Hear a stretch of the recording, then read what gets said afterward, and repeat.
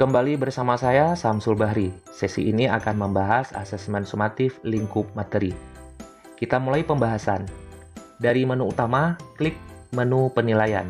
Kemudian kita fokus pada menu sumatif lingkup materi. Asesmen sumatif dilaksanakan untuk menilai tujuan pembelajaran dan capaian pembelajaran. Hasil asesmen ini digunakan untuk pengisian nilai rapor secara kuantitatif. Ada dua macam asesmen sumatif. Pertama, asesmen sumatif lingkup materi, dan yang kedua, asesmen sumatif akhir semester. Pada sesi ini kita fokus dengan asesmen sumatif lingkup materi. Saya demokan cara melaksanakan asesmen sumatif lingkup materi. Perhatikan contoh judul lingkup materi yang tampil di layar. Di samping judul lingkup materi terdapat sel biru yang bertulis asesmen 1, asesmen 2, dan seterusnya. Kita coba demokan satu saja, misalnya asesmen 1. Silakan klik pada asesmen 1. Berikut ini ada 5 langkah yang akan kita kerjakan. Yang pertama, kita akan menyusun kisi-kisi soal. Pada tabel terdapat redaksi lingkup materi, kemudian kode tujuan pembelajaran, dan redaksi tujuan pembelajaran. Bapak Ibu kembangkan tujuan pembelajaran menjadi kriteria ketercapaian tujuan pembelajaran.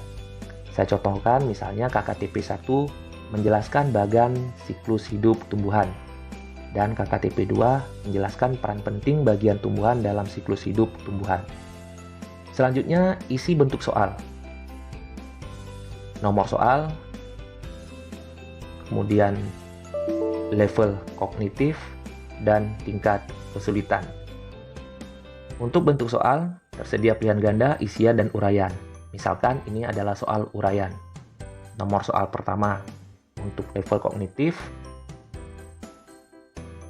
harus memperhatikan kata kerja operasional dari KKTP. Misalnya KKTP atau misalnya kata kerja operasionalnya adalah menjelaskan. Maka termasuk ke dalam level C2, memahami. Sedangkan untuk tingkat kesulitan terdiri dari 3 level. Ada level mudah untuk C1 dan C2, ada level sedang untuk C3 dan C4, dan level sulit untuk C5 dan C6. Kemudian langkah kedua, kita akan mengembangkan kisi-kisi menjadi soal. Kisi-kisi yang telah kita buat selanjutnya dikembangkan menjadi butir soal yang akan nantinya diberikan kepada siswa untuk dinilai pencapaian tujuan pembelajarannya. Nah, kemudian Bapak Ibu sekalian, langkah ketiga, kita memeriksa lembar jawaban dan memberi bobot. Nah, setiap jawaban siswa diperiksa tingkat kebenaran jawaban dan diberikan bobot nilai. Misalnya, bentuk soal uraian. Bobotnya disesuaikan dengan jumlah kriteria yang harus dipenuhi siswa. Contoh, misalnya siswa diminta menjelaskan bagan siklus hidup tumbuhan. Nah, kriteria jawaban dan skornya ditetapkan oleh guru. Misalnya, skor maksimalnya untuk soal tersebut adalah 5.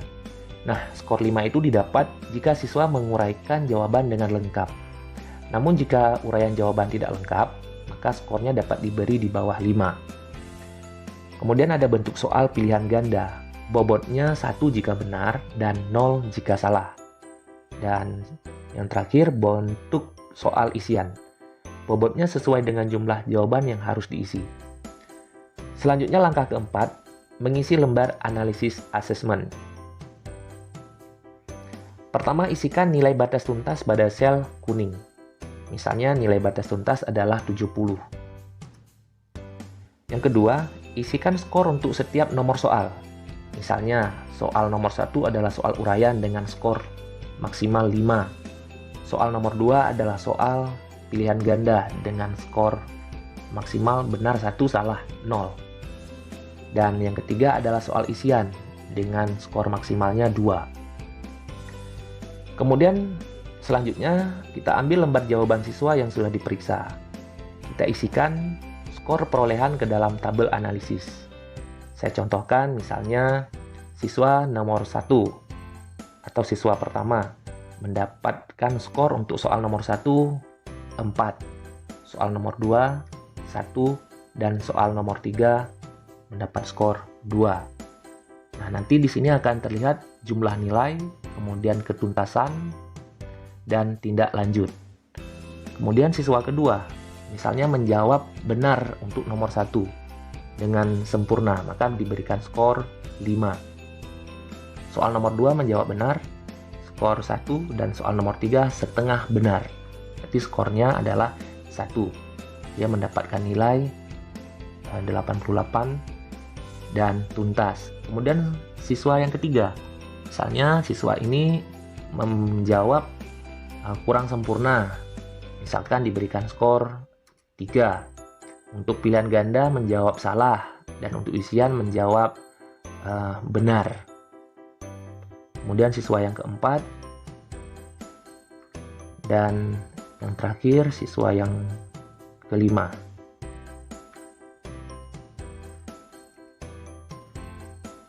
Nah, seperti ini. Kemudian kita klik filter, hilangkan centang pada tanda bintang, kemudian oke-kan.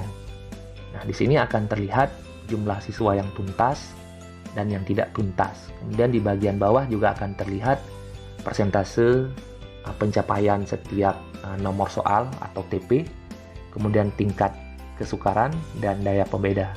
Untuk penjelasan tingkat kesukaran dan daya beda dapat dilihat di bagian pojok kanan bawah. Kemudian langkah kelima, kita akan mengadakan remedial dan pengayaan. Untuk nilai asesmen yang sudah kita laksanakan tadi harus ditindaklanjuti dengan memberikan remedial untuk siswa yang tidak tuntas dan pengayaan untuk siswa yang tuntas. Kita inputkan langsung hasil remedial dan pengayaan ke dalam tabel. Misalnya sebagai berikut. Siswa pertama tuntas, maka akan mengikuti pengayaan. Misalkan nilai pengayaannya 90, cantumkan di kolom pengayaan. Siswa kedua juga demikian, dia mengikuti pengayaan. Siswa ketiga mengikuti remedial, maka cantumkan nilai remedialnya di kolom remedial yang pertama. Misalkan hasil remedialnya 65. Artinya belum tuntas dari batas tuntas yang ditetapkan guru, yaitu 70. Masih bisa di remedi yang kedua. Misalkan dia mendapat nilai 75. Kemudian siswa yang keempat mengikuti pengayaan, maka nilainya dicantumkan di kolom pengayaan. Dan terakhir siswa yang kelima mengikuti remedial dan mendapatkan nilai misalkan 80. Cantumkan nilai tersebut di kolom remedial. Nah, pada bagian akhir tabel terdapat kolom nilai akhir asesmen. Nilai inilah yang nantinya akan digunakan untuk menentukan nilai rapor. Bapak Ibu dapat memilih kebijakan nilai akhir asesmen dengan mengatur settingan nilai remedial dan nilai pengayaan.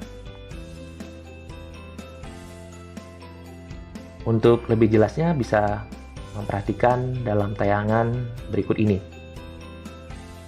Baik, demikian pembahasan kita. Sampai jumpa pada video selanjutnya.